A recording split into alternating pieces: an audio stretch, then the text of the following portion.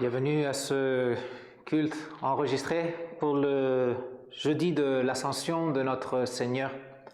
Il est écrit dans le psaume 110, « L'Éternel a déclaré à mon Seigneur, assieds-toi à ma droite jusqu'à ce que j'ai fait de tes ennemis ton marchepied. » Cette promesse du Seigneur s'est accomplie. Notre Seigneur Jésus-Christ est monté au ciel et il siège à la droite de Dieu. C'est ce que nous voulons célébrer aujourd'hui dans ce culte. Commençons ce culte donc au nom de notre Dieu, le Père, le Fils et le Saint-Esprit.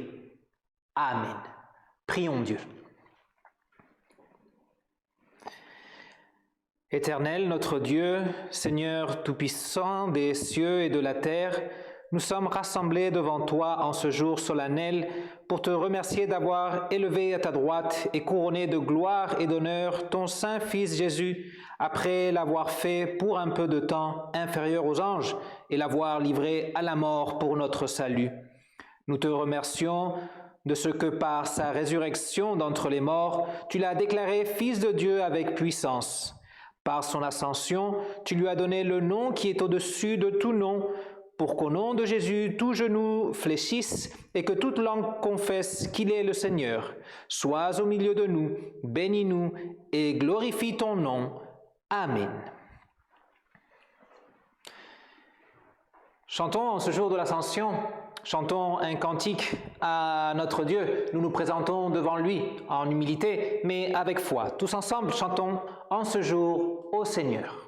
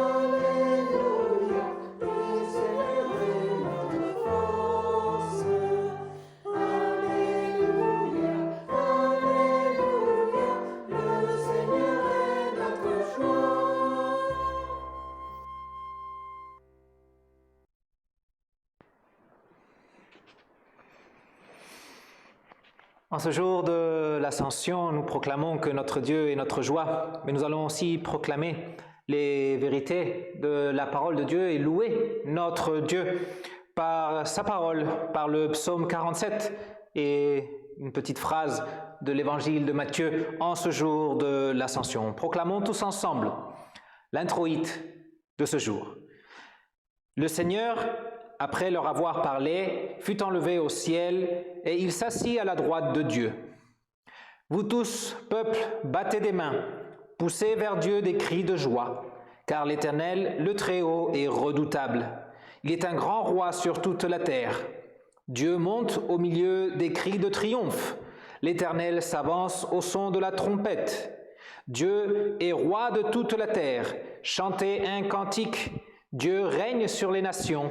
Dieu siège sur son saint trône. Chantons gloire à notre Dieu, le Père. Gloire au Père, gloire au Fils, gloire au Saint-Esprit. Gloire soit au Père, gloire au Fils, gloire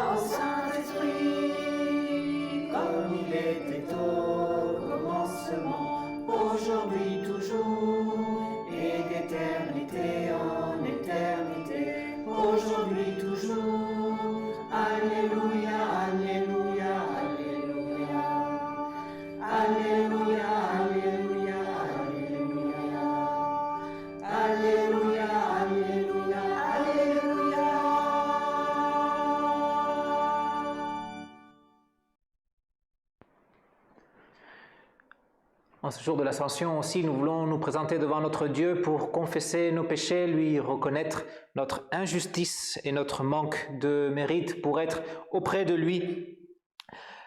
Le psaume 51 nous dit « Voici, je suis né dans l'iniquité et ma mère m'a conçu dans le péché. Nous sommes pécheurs depuis la naissance, nous sommes de nature pécheresse et c'est pourquoi nous ne pouvons pas nous approcher devant notre Dieu. C'est pourquoi aussi Dieu a remédié avec son Fils à ce drame en nous apportant le pardon de tous nos péchés.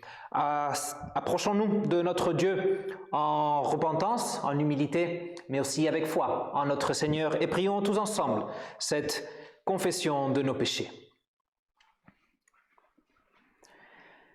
Seigneur Jésus, victime innocente offerte pour nos péchés, ressuscité et élevé dans la gloire de ton Père, où tu intercèdes pour nous, prends pitié de nous.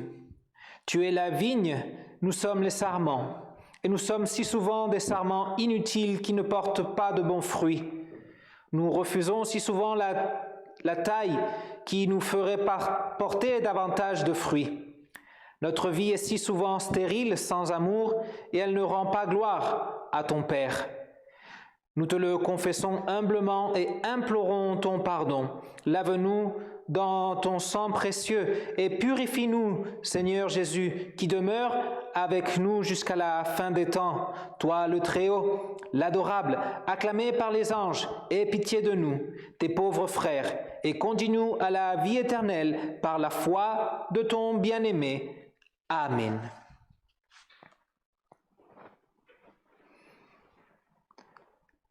Un autre psaume nous dit « Bénis l'Éternel, mon âme, et n'oublie aucun de ses bienfaits. C'est lui qui pardonne toutes tes iniquités, qui guérit toutes tes maladies. En Jésus-Christ, ceci est vérité pour nous. Notre Dieu nous a pardonné de toutes nos iniquités et nous a guéris de toutes nos maladies. Le Dieu Tout-Puissant, dans sa miséricorde, a livré son Fils, le Roi des rois, à la mort pour vous. En son nom et par ses souffrances amères, sa mort et sa résurrection, il vous pardonne de tous vos péchés. En tant que pasteur appelé et ordonné du Christ, à vous qui êtes dans la repentance et humiliés devant Dieu, à vous qui croyez en Jésus-Christ, je vous déclare le pardon de tous vos péchés, au nom du Père, du Fils et du Saint-Esprit. Amen. Chantons, qu'heureux est celui dont le péché est remis. Heureux est celui dont le péché est remis. Oh, qu'heureux est celui qui se sait pardonner. Oh, qu'heureux est celui dont le péché est remis. Oh, qu'heureux est celui qui se sait pardonner. L'âme de l'Éternel, alléluia. Nous prions comme le Seigneur fait, alléluia. Alléluia, Alléluia.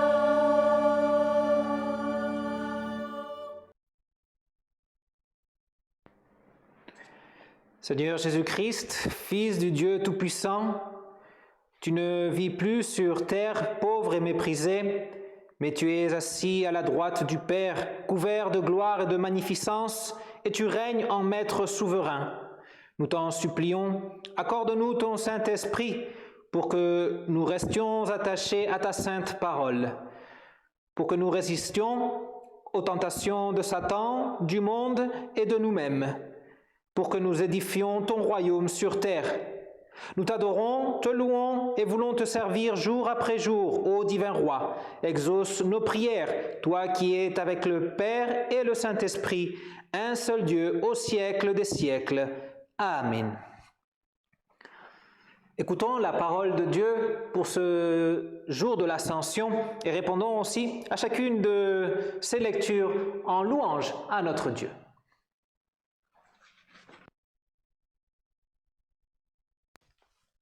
La première lecture pour ce jour se trouve dans les Actes des Apôtres, au chapitre 1, les versets 3 à 11. Après avoir souffert, il se présenta à eux, vivant, et leur en donna de nombreuses preuves.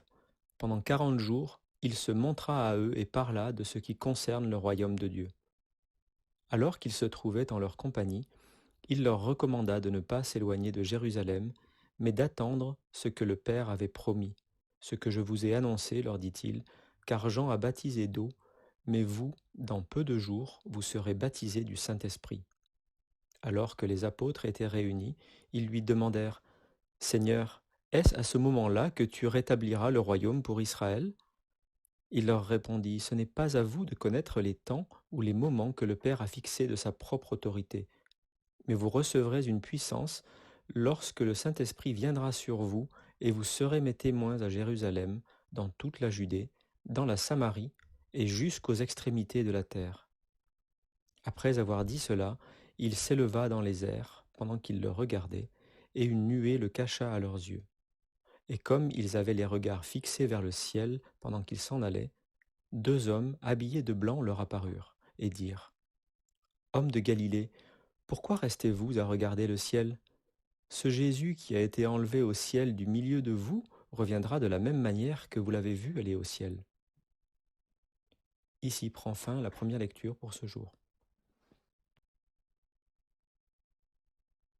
Tu es digne,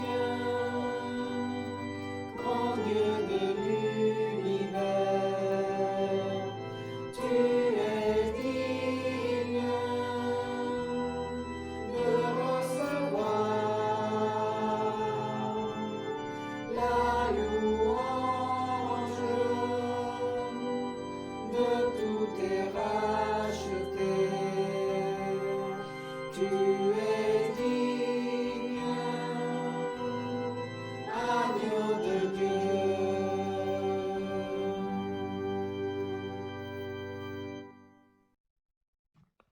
La lecture de l'épître pour ce jour se trouve dans l'épître de Paul aux Éphésiens, au chapitre 1, les versets 15 à 23. C'est pourquoi moi aussi, après avoir entendu parler de votre foi dans le Seigneur Jésus et de votre amour pour tous les saints, je ne cesse de dire toute ma reconnaissance pour vous lorsque je fais mention de vous dans mes prières. Je prie que le Dieu de notre Seigneur Jésus-Christ, le Père de gloire, vous donne un esprit de sagesse et de révélation qui vous le fasse connaître.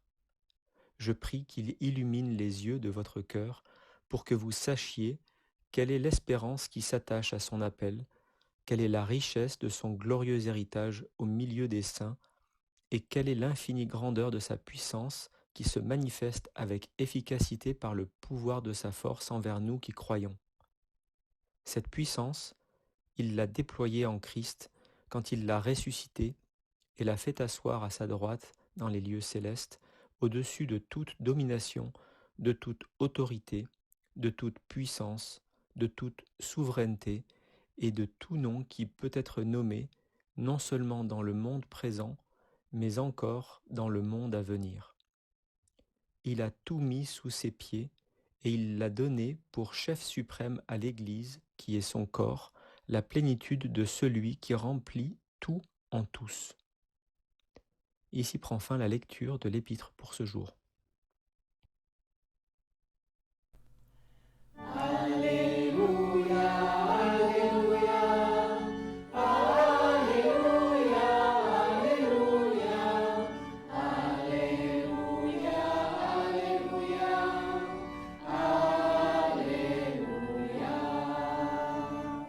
Alléluia, Alléluia, Alléluia,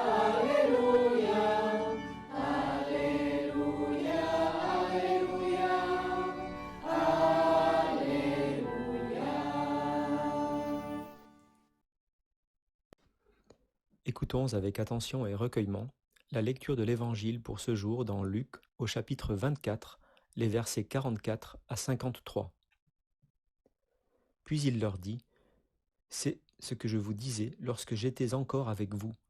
Il fallait que s'accomplisse tout ce qui est écrit à mon sujet dans la loi de Moïse, dans les prophètes et dans les psaumes. » Alors il leur ouvrit l'intelligence, afin qu'ils comprennent les Écritures, et il leur dit, « Ainsi il était écrit, et il fallait que cela arrive, que le Messie souffrirait et qu'il ressusciterait le 3e jour, et que la repentance et le pardon des péchés seraient prêchés en son nom à toutes les nations, à commencer par Jérusalem.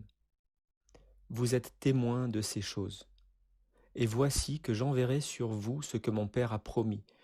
Quant à vous, restez dans la ville de Jérusalem jusqu'à ce que vous soyez revêtus de la puissance d'en haut. » Il les conduisit jusque vers Béthanie, puis il leva les mains et les bénit. Pendant qu'il les bénissait, il les quitta et fut enlevé au ciel. Quant à eux, après l'avoir adoré, ils retournèrent à Jérusalem remplis d'une grande joie. Ils étaient constamment dans le temple, louant et bénissant Dieu. Heureux ceux qui écoutent la parole de Dieu et qui la gardent. Louange à toi, ô Christ. Louange à toi, ô Christ. Louange à toi, ô Christ. Louange à toi, ô Christ. Louange à toi, ô Christ. Louange à toi, ô Christ. Louange à toi, ô Christ. Louange à toi, ô Christ.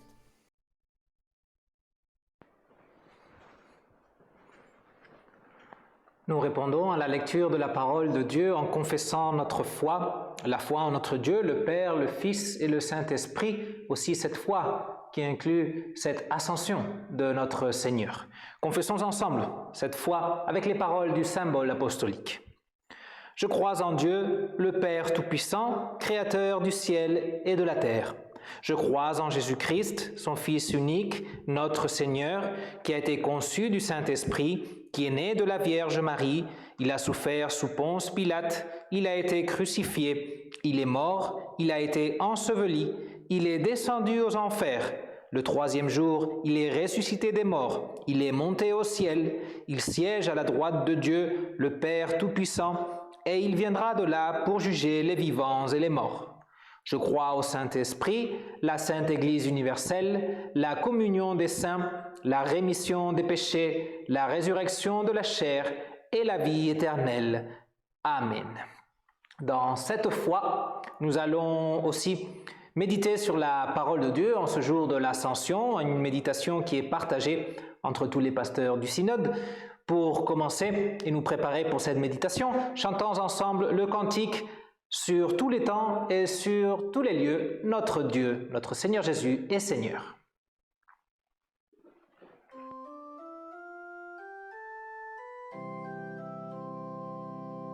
Sur tous les temps, sur tous les lieux, Alléluia, tu vas régner auprès de Dieu, Alléluia.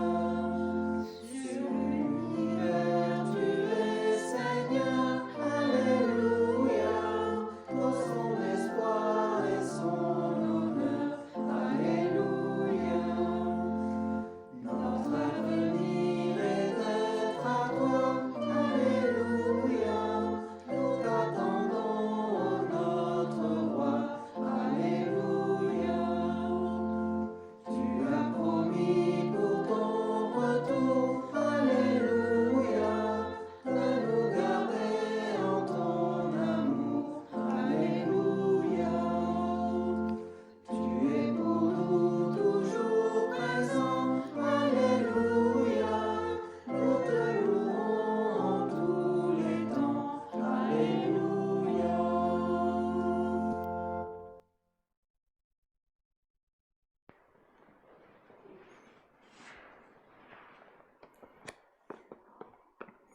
Avant de cette prédication partagée entre tous les pasteurs, prions notre Dieu.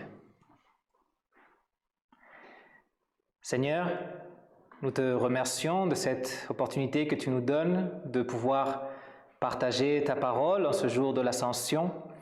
Bénis-nous avec ton Saint-Esprit pour que cette parole partagée par tes serviteurs puisse faire son œuvre dans le cœur de chacun des auditeurs, dans chacun de ceux qui s'approchent à toi avec un cœur ouvert. En Jésus-Christ, notre Roi, notre Seigneur. Amen.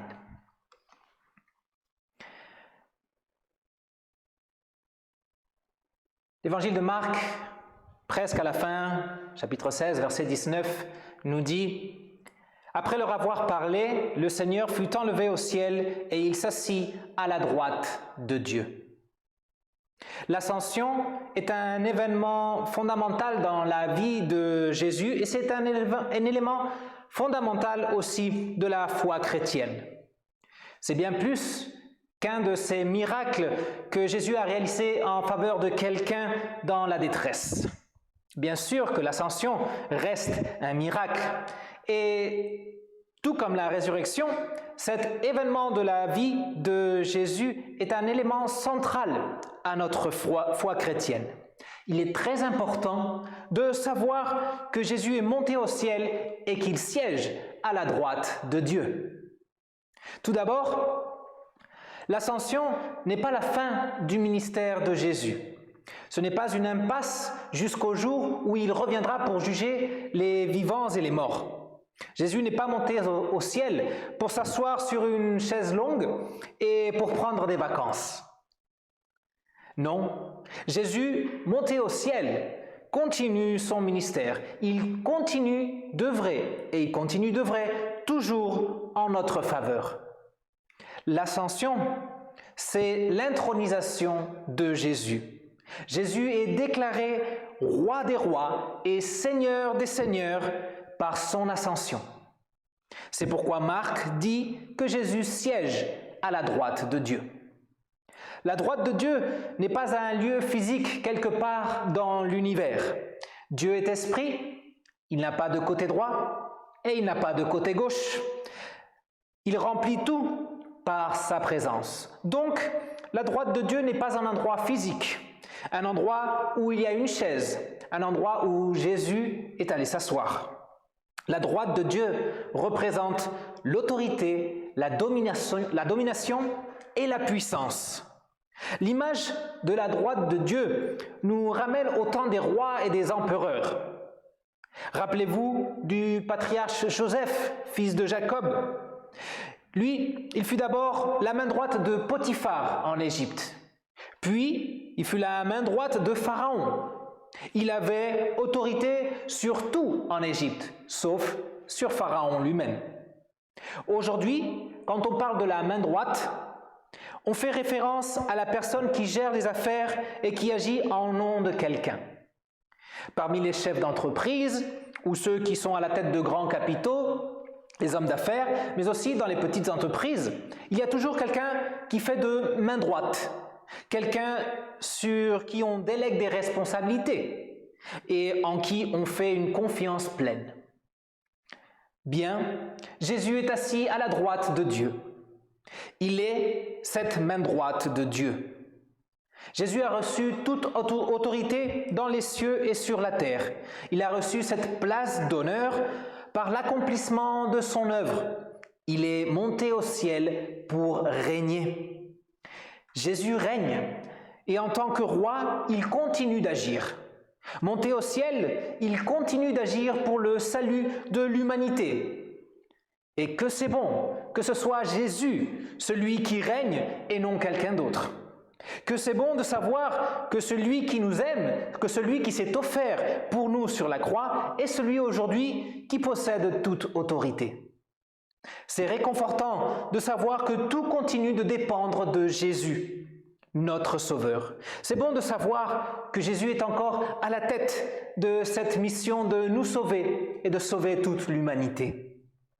Jésus est Seigneur. Il est Seigneur compatissant, un Seigneur bienveillant, un Seigneur plein de sagesse, un Seigneur tout-puissant. À lui, nous servons. Dans sa mission, nous le servons. Nous sommes héritiers de son royaume et un jour nous y entrerons pour l'éternité. Toutefois, si nous sommes encore ici-bas, c'est pour être ambassadeurs de son royaume ici, sur une terre étrangère, entre guillemets. Donc, ambassadeurs du Christ, faisons connaître les faveurs et les vertus de notre roi Jésus. Faisons connaître la splendeur de notre royaume, celui auquel nous appartenons par la foi en Jésus-Christ et faisons connaître le chemin à ce royaume, justement Jésus-Christ le roi.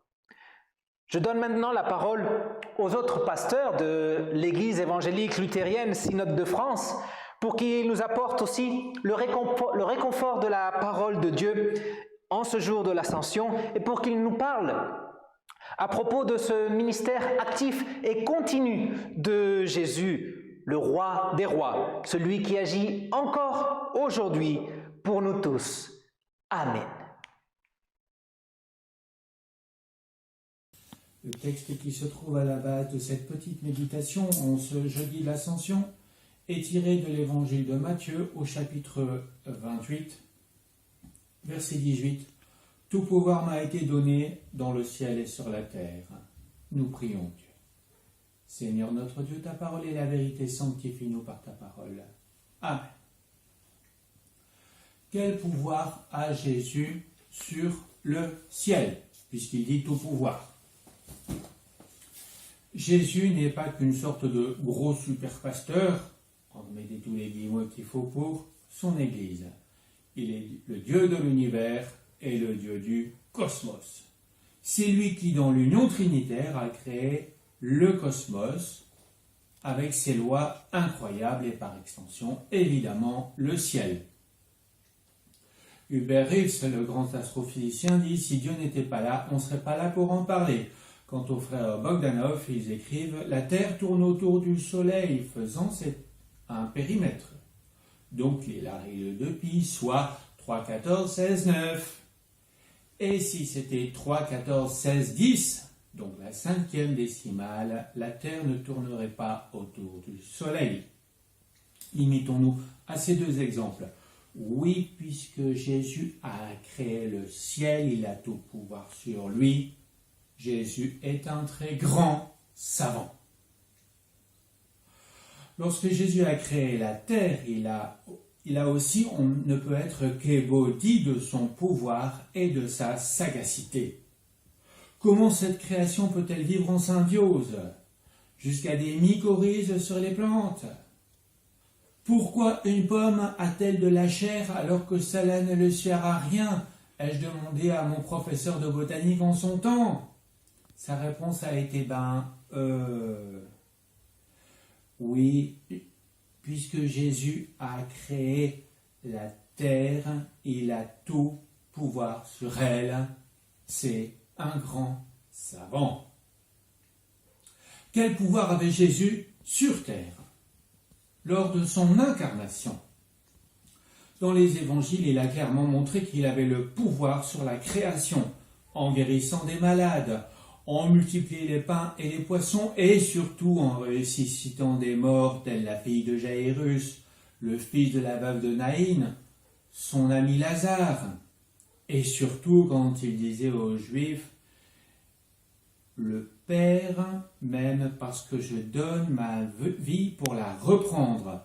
Personne ne me l'enlève, mais je la donne de moi-même, j'ai le pouvoir de la donner et j'ai le pouvoir de la reprendre. » Ainsi, Jésus s'est donné lui-même et s'est repris la vie ou encore s'est ressuscité. C'est là le grand mystère du pouvoir divin.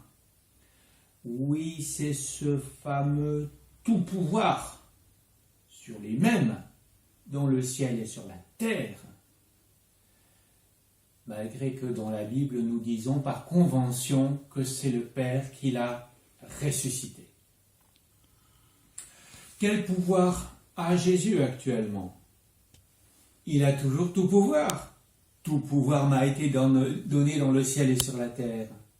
Actuellement encore, il a le droit de vie et de mort sur sa création et sur chacun de nous. S'il décide qu'un tel organisme vivra, il vivra. Et s'il a décidé que cet organisme mourra, il mourra.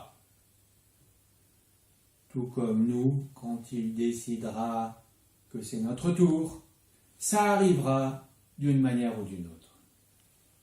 Et vous pensez, oui, mais pasteur, si Jésus est amour, pourquoi la mort en général et le Covid en particulier? La mort est liée au péché. S'il y a eu Covid, il faut envisager cette volonté divine, peut-être de faire respirer sa création. Et puis l'argile ne dit pas non, ou plutôt l'argile ne dit pas au potier « Pourquoi m'as-tu créé ainsi ?» Même si la mort endeuille les familles, que l'on ne reproche pas à Jésus le deuil. Vous qui avez ouvert ce lien, vous savez que c'est à cause de notre péché que la création et nous souffrons. Amen. Jésus-Christ, notre roi. L'Ancien Testament nous l'annonce à travers des figures telles que celle du roi David.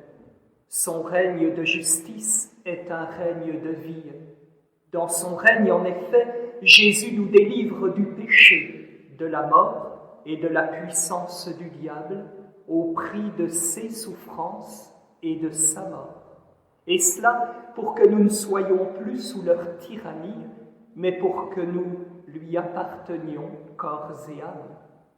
Ce n'est pas par des parents que l'on possède le règne de Dieu, ni par la simple appartenance à une religion, mais par la foi en Christ.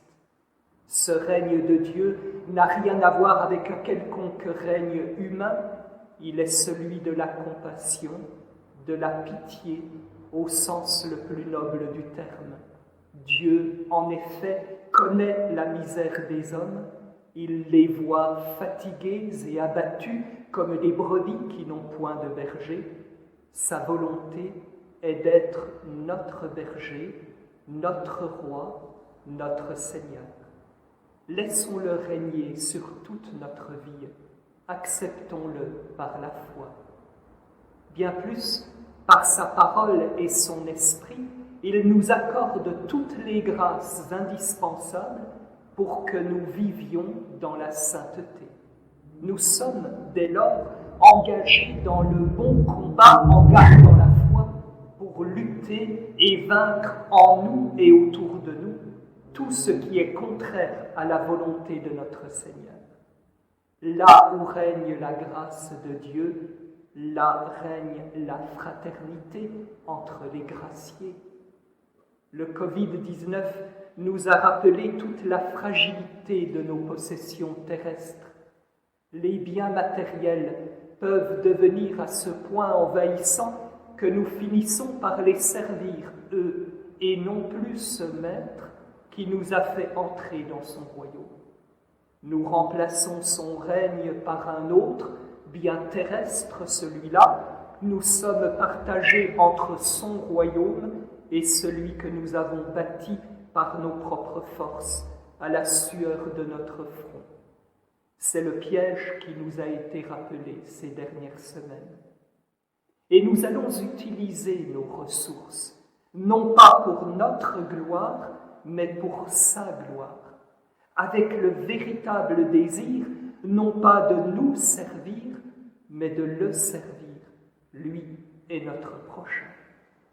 Et dans son royaume, enfin, on ne possède la vie que dans la mesure où on ne la garde pas pour soi-même. Luther appelait les chrétiens des mendiants de la grâce. Un pasteur a complété un jour la formule en disant « Nous sommes des mendiants qui conduisent d'autres mendiants vers la grâce. Nous sommes pauvres de tout et pourtant ambassadeurs de Christ. Nous partageons la connaissance du salut.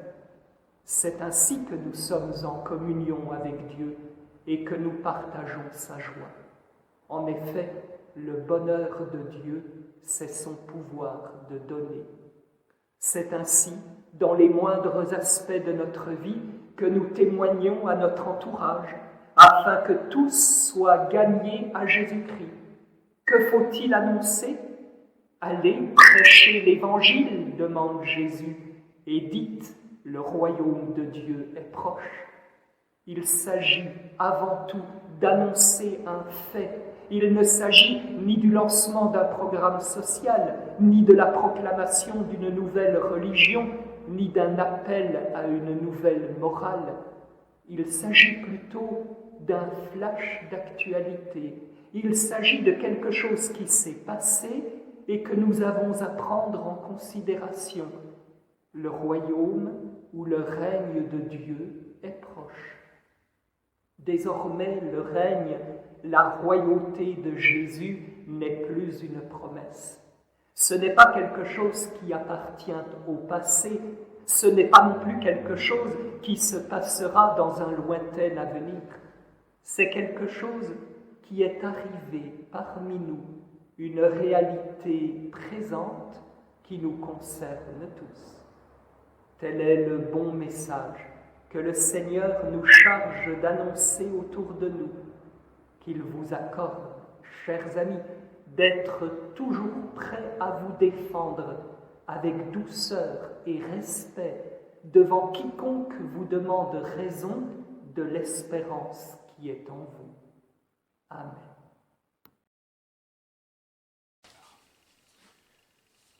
« 40 jours après sa résurrection, Jésus entre dans la gloire céleste. L'apôtre Paul écrit aux Romains qu'il a été proclamé Fils de Dieu avec puissance par sa résurrection d'entre les morts. Et il écrit encore aux Philippiens au sujet du Messie que Dieu l'a souverainement élevé et lui a donné le nom qui est au-dessus de tout nom. C'est ce dont les apôtres, témoins de sa résurrection, ont également été témoins physiques de l'ascension de leur Seigneur, témoins par la foi de ce que cette montée au ciel signifiait. C'est ce que nous avons pu proclamer avec l'évangile de Marc en introduction de cette fête de l'Ascension. Après leur avoir parlé, le Seigneur fut enlevé au ciel et il s'assit à la droite de Dieu. C'est ce que nous confessions dans la foi, le symbole des apôtres. Il s'est assis à la droite de Dieu. Depuis, aujourd'hui, dans l'éternité, il siège à la droite de Dieu, dans la gloire divine. Le premier dimanche du confinement, à la mi-carême, nous avons pu entendre Jésus s'exclamer « L'heure où le Fils de l'homme doit être élevé dans la gloire est venue ». Jésus dit cela peu avant d'être élevé sur la croix. Et quelques heures encore avant sa crucifixion, il parle à nouveau de gloire avec son Père dans la prière. C'est Jean qui rapporte ces paroles. Avec l'église de Heiligenstein, malgré le confinement, nous avons médité sur un cantique de notre ancien recueil « Louons le Seigneur » qui exalte la gloire du Christ sur la croix du Calvaire, dans son élévation sur la croix. Avant son élévation à la droite de Dieu, que nous pouvons chanter aujourd'hui, Jésus entre dans son règne, version Alléluia, comme Christ remonte dans la gloire, version Louons le Seigneur. C'est notre réalité aussi. Oui, le même Jean rapporte ces paroles de Jésus. « Je vis et vous vivrez aussi. Je suis la résurrection et la vie. Celui qui croit en moi vivra, même s'il meurt. Il vivra. Je le ressusciterai au dernier jour. Et aussi, je vais vous préparer une place. Je reviendrai et je vous prendrai avec moi, afin que, là où je suis, vous y soyez aussi. » En quelque sorte, hier, le Messie a été élevé dans la gloire, par la croix, puis à la droite du Père. Demain, il viendra nous chercher pour nous faire entrer dans la gloire de son Père, qui est notre Père. Dans notre aujourd'hui, nous chantons cet enseignement des Écritures. Si nous souffrons avec lui, nous régnerons avec lui. Ce n'est pas un donnant-donnant. C'est suivre le mouvement du Seigneur, c'est être identifié au Christ. C'est la donne qui a été le chemin du Seigneur dont nous sommes les disciples. Sur la croix, Jésus a acquis notre délivrance. Il a ensuite goûté aux fruits de sa victoire. Au début du carême, nous avons pu dire cette parole du Seigneur. « Il m'invoquera et je lui répondrai, je le délivrerai et je le glorifierai. » Jésus a vécu cette parole à travers sa passion et sa résurrection, comme prophétisé aussi par les psaumes. Cette parole est aussi pour nous. non seulement le Seigneur nous délivre, mais il nous glorifie, nous qui avons été baptisés dans la mort et la résurrection du Christ. C'est un cadeau à saisir au présent. L'apôtre nous fait part de cette révélation formidable que nous sommes assis en Christ dans les lieux célestes, là même où nous entraîne aussi la liturgie de la communion à son sacrifice. Cette gloire, oui, elle nous est donnée. Le Seigneur nous la donne, cette dignité d'enfant de Dieu. Le Seigneur est le vivant, qui nous a appelés à la vie, qui nous donne la vie. L'adversaire, le monde, notre conscience dans l'adversité nous rappellera que nous ne la méritons pas. Rappelons qu'elle nous est donnée par Dieu lui-même en Jésus-Christ. Recevons-la, saisissons-la, vivons-la. Nous en avons besoin pour affronter notre croix. En Christ est la délivrance, le pardon de nos offenses. Il est notre Rédempteur. En lui est la vie nouvelle, libre, pacifiée, belle. Jésus-Christ est le Seigneur. Mes petits enfants, je vous écris cela afin que vous ne péchiez pas. Mais si quelqu'un a péché, nous avons un défenseur auprès du Père, Jésus-Christ le juste. En Jean 2, 1. Ces mots écrits par Jean à la fin du 1er siècle de notre ère s'adressaient à une communauté chrétienne d'Asie mineure dans laquelle il y a des gens frappés par une terrible maladie spirituelle. Ils croyaient n'avoir pas de péché. Ces gens-là se considéraient corrects moralement et irréprochables dans leur conduite. Il est urgent alors à l'auteur de l'épître de leur rappeler leur condition d'être humains soumis à la corruption originelle et les appeler encore une fois à la reconnaissance de leurs fautes et à la repentance. Mais conscient de la nécessité de bien doser les choses au moment où il s'adresse à ses frères dans la foi, Jean ne le fait pas sans leur offrir la douce consolation que nous ne trouvons nulle part que dans l'Évangile. Alors il dit, si quelqu'un a péché, nous avons un défenseur auprès du Père, Jésus-Christ. Un de ces jours derniers, j'ai lu un livre écrit par un écrivain qui avait interviewé un célèbre avocat français dont la notoriété provient du fait qu'il est réputé capable de défendre l'indéfensable. Il est très intéressant de voir la façon dont il justifie son engagement dans ce genre d'affaires. Il dit plus ou moins que pour que justice soit faite, même ceux qu'on juge comme impardonnables ont le droit d'être défendus. Cette plaidoire du célèbre avocat nous rappelle le défenseur de tous les défenseurs, Jésus-Christ le juste. Lui qui sur ce monde avait même intercédé pour ceux qui l'ont cloué en croix, il est maintenant notre défenseur auprès du Père dans le ciel. Et voyez que si nous ne sommes pas atteints de la maladie spirituelle qui aveuglait les destinataires de la lettre de Jean, nous serons alors obligés de dire que nous sommes un peu comme les clients du fameux avocat. Nous aussi, nous commettons des péchés indéfensables. En réalité, que ce soit en parole, en pensée, en acte, chaque péché est indéfensable. Pourtant, si quelqu'un a péché, nous avons un défenseur auprès du Père, Jésus-Christ.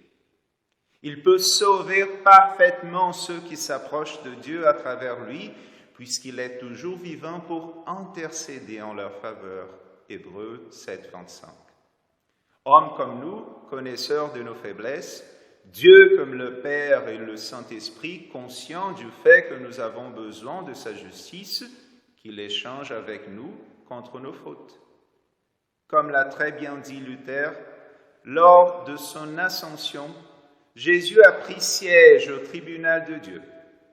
Lorsque tous pensent que pour ce qui lui concerne, tout est achevé, c'est là précisément qu'il commence son règne éternel, nous représentant auprès du Père, en intercédant pour nous lorsque nous sommes accusés à cause de nos péchés. Dans cette situation, rien ne peut nous aider sinon le sacrifice du Christ qui intercède pour nous auprès du Père en disant « Père chéri, le pécheur est faible et angoissé. Je veux que tu me le confies. J'ai payé pour son péché. Il fait confiance à mon sacrifice. » Confiez-vous aussi, chers auditeurs, au seul avocat qui peut vous rendre juste de toute faute. Chers saints, Jésus est monté au ciel pour envoyer le Saint-Esprit, le Consolateur. Cela ne veut pas dire qu'il nous a abandonnés. Même si nous ne le voyons pas, Jésus n'est pas un Seigneur absent. Jésus dit à ses disciples, « Il vaut mieux pour vous que je m'en aille. En effet, si je ne m'en vais pas, le défenseur ne viendra pas vers vous. Mais si je m'en vais, je vous l'enverrai. Et encore, vous recevrez une puissance lorsque le Saint-Esprit viendra sur vous. » Chers saints, l'Esprit est venu le jour de la Pentecôte et il vient encore à nous par la parole. Il prend ce qui est à Christ et nous l'annonce. Jésus envoie le Consolateur pour que vous ayez le réconfort qu'offre sa parole. Jésus dit aux disciples, « L'Esprit vous enseignera toutes choses et vous rappellera tout ce que je vous ai dit. » Donc, la Bible n'est pas la vie des hommes, mais c'est poussé par le Saint-Esprit que des hommes ont parlé de la part de Dieu. Jésus envoie donc le Consolateur pour que vous ayez le réconfort qui vient d'être des enfants de Dieu. Le Saint-Esprit vous a été donné lorsque vous avez été baptisés. Vous avez été marqués de l'empreinte du Saint-Esprit, qui est un gage dans votre cœur. Jésus est votre frère. Vous avez un Père qui vous écoute, qui agit pour votre bien-être et qui vous promet un héritage. Voilà le réconfort d'être un enfant de Dieu. Et encore, Jésus envoie le Consolateur pour que vous soyez consolés dans vos angoisses et vos épreuves. Vous êtes membre d'une famille qui vous aime, qui s'occupe de vous, qui prie pour vous. Si souvent un frère en Christ vous a offert une parole de consolation, a prié pour vous sans que vous le sachiez, a pleuré avec vous, s'est réjoui avec vous, vous faites de même pour d'autres. Dieu réconforte ceux qui sont abattus. C'est l'œuvre du Consolateur qui nous console par sa parole et par notre famille en Christ. Enfin, Jésus envoie le Consolateur pour que vous ayez le réconfort de savoir que vos péchés sont pardonnés. L'Esprit vous vient, non pas pour que vous vous sentiez à l'aise dans vos péchés, mais pour que vous ayez le réconfort de savoir que votre salut ne dépend pas de vous. Notre certitude ne vient pas de nous, mais cette assurance, nous l'avons par Christ auprès de Dieu. Jésus vous a racheté. Le Consolateur vous annonce la victoire de Christ. N'ayez pas peur. Jésus vous a sauvé. Tout ceci est l'œuvre du Consolateur. Que notre Seigneur Jésus-Christ lui-même et Dieu notre Père, qui nous a aimés et qui nous a donné par sa grâce une consolation éternelle et une bonne espérance, encourage votre cœur et vous affermisse dans toute bonne œuvre et dans toute bonne parole. Amen.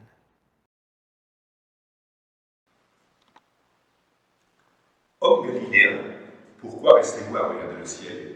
Ce Jésus, qui a été élevé au ciel du milieu de vous, reviendra de la même manière que vous l'avez vu aller au ciel. Jésus reviendra, c'est sûr. Mais pour quelle raison reviendra-t-il? N'a-t-il pas déjà tout accompli pour notre salut? Alors là, il ne reviendra pas pour continuer son œuvre, mais pour faire le point, pour évaluer les hommes, pour les juger. Alors je reconnais que ce n'est pas un sujet qui me passionne, que j'aime traiter ou entendre, mais c'est la vérité. Je n'aime pas, pour ma part, être jugé.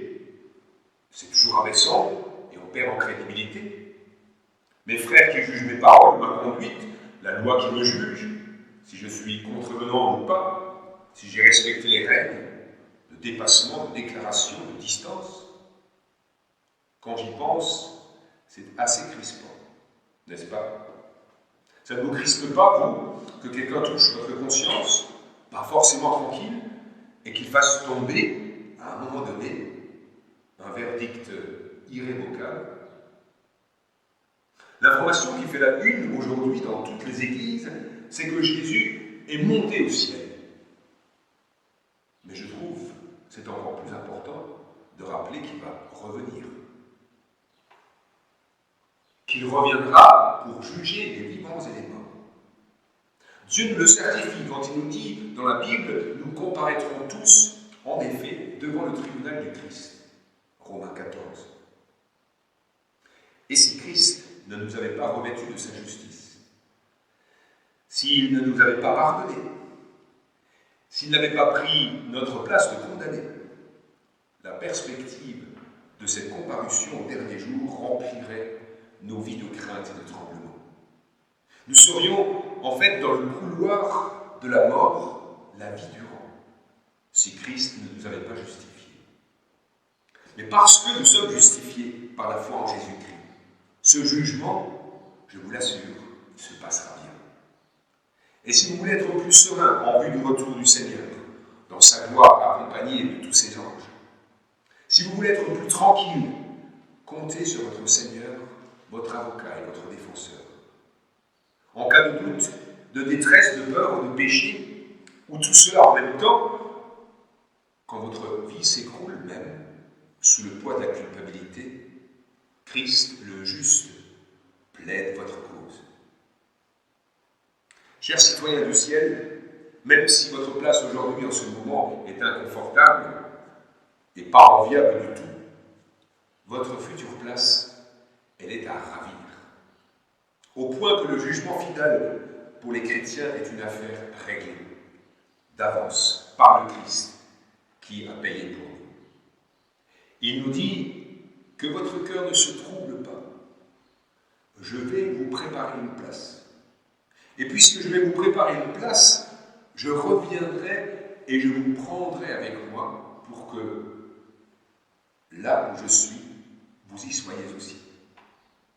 Et là, mes frères, comme Paul nous l'assure, le Seigneur, le juste juge, me remettra la couronne de sa justice, parce que j'ai attendu avec amour sa venue. Et que la paix de Dieu, qui surpasse toute intelligence, garde vos cœurs et vos esprits, en Jésus-Christ pour la vie éternelle.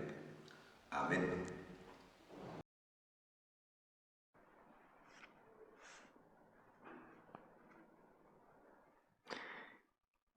Merci au pasteur du synode pour partager avec nous ces méditations en ce jour de l'Ascension. Nous finissons cette méditation en priant et en chantant à notre Seigneur Jésus-Christ, Roi des rois, Seigneur des seigneurs.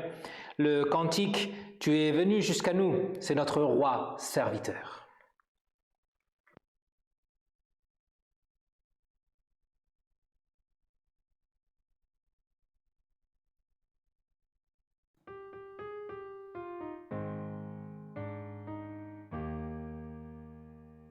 Tu es venu jusqu'à nous, quittant la gloire de ton ciel. Tu es venu pour servir, donner ta vie pour nous sauver. Dieu Tout-Puissant, roi serviteur, à ton appel nous te suivons et nous t'offrons nos grands sacrifices.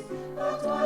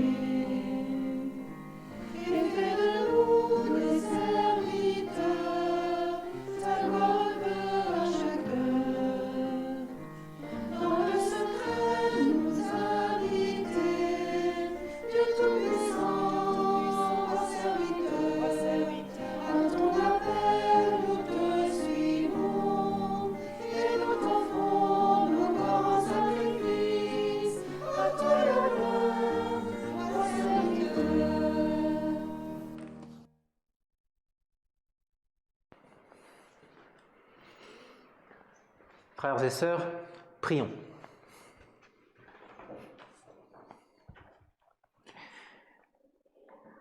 Seigneur Dieu, Père bien-aimé, tu as, selon ta promesse, délivré ton Fils des liens de la mort et l'as élevé au ciel, le couronnant de gloire et de majesté. Tu l'as assis à ta droite, lui confiant la domination, la puissance et le règne, et l'as récompensé pour son obéissance jusqu'à la mort sur la croix. Tu as ouvert les portes du paradis à celui qui est notre frère, le premier-né d'entre les morts, et l'a établi chef de ton Église. Reçois pour tout cela nos actions de grâce. Seigneur Jésus, merci de nous avoir, avant de monter au ciel, promis d'être avec nous tous les jours jusqu'à la fin du monde. Nous nous rangeons sous ta bannière. Daigne, ô Roi Tout-Puissant, nous gouverner par ton évangile et protéger ton Église pour que les portes de l'enfer n'aient pas de pouvoir sur elle. Prends soin de ton troupeau, car tu en as le pouvoir. Bénis partout dans le monde la prédication de ta sainte parole pour qu'elle porte de nombreux fruits à la gloire de ton nom. Suscite au milieu de ton Église de nouveaux disciples qui rendent témoignage de ta résurrection. Donne-nous en tout temps une âme de louange qui bénisse ton nom, un cœur qui n'oublie aucun de tes bienfaits et sache dire merci chaque jour. Verse l'amour dans nos cœurs par le don de l'Esprit Saint. Que nous nous aimions les uns les autres d'un amour pur et fraternel, un amour qui révèle au monde la force et la douceur de ta grâce. Garde-nous du mal qui menace notre cœur et consacre-nous dans la sainteté par ta vérité. Sois présent à la détresse des pauvres, des malades et tous ceux qui vivent dans la solitude du cœur. Fortifie les soignants et tous ceux qui sont de retour au travail après le confinement. Sois avec ceux qui n'ont pas encore repris leurs activités, surtout avec les étudiants. À toi, à tous, révèle-toi comme un Dieu d'amour. Nous te recommandons enfin toutes nos intentions personnelles et quand nous ne savons pas prier comme il faut, intercède pour nous comme tu nous l'as promis. Notre Père qui est au ciel, tu es le Dieu invisible que personne n'a jamais vu ni ne peut voir. Mais ton amour pour nous a pris visage d'homme en ton Fils Jésus, notre frère. Illumine les yeux de notre cœur pour que nous puissions reconnaître cet amour chaque jour davantage et devenir à notre tour, pour tous nos frères, la révélation de ta tendresse en Jésus-Christ, notre Seigneur, lui qui nous a enseigné à prier en disant « Notre Père qui es aux cieux, que ton nom soit sanctifié, que ton règne vienne, que ta volonté soit faite sur la terre comme au ciel. Donne-nous aujourd'hui notre pain de ce jour. Pardonne-nous nos offenses comme nous pardonnons aussi à ceux qui nous ont offensés. Et ne nous laisse pas entrer en tentation, mais délivre-nous du mal, car c'est à toi qu'appartiennent le règne, la puissance et la gloire au siècle des siècles. Amen.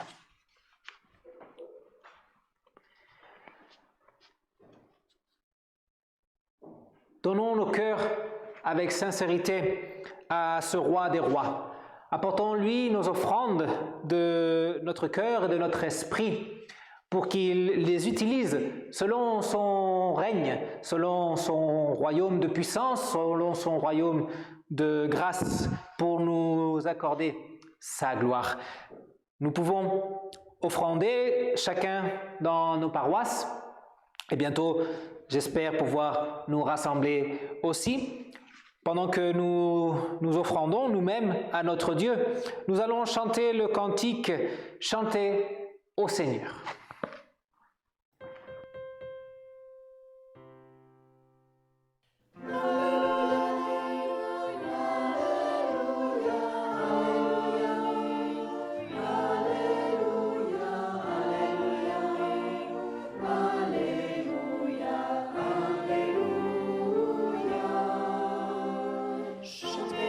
Chantez au Seigneur de tout votre cœur.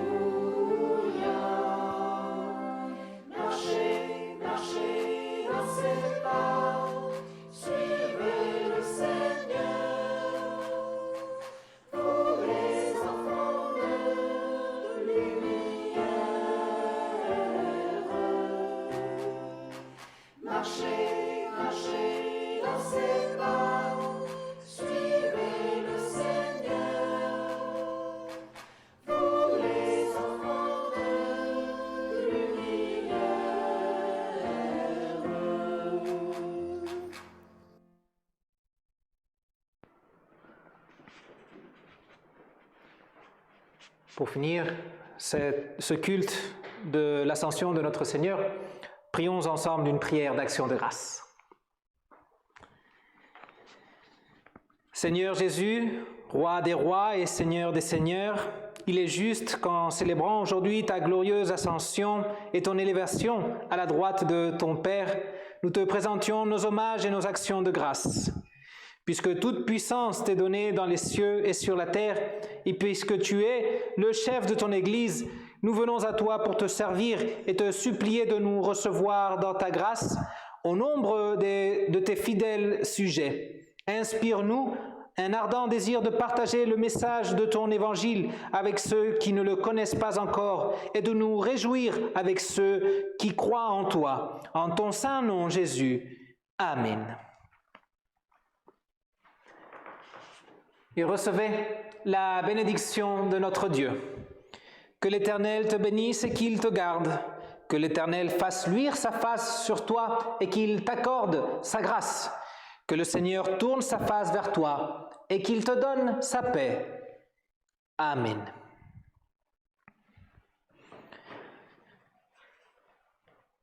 Cette célébration du jeudi de l'Ascension est terminée.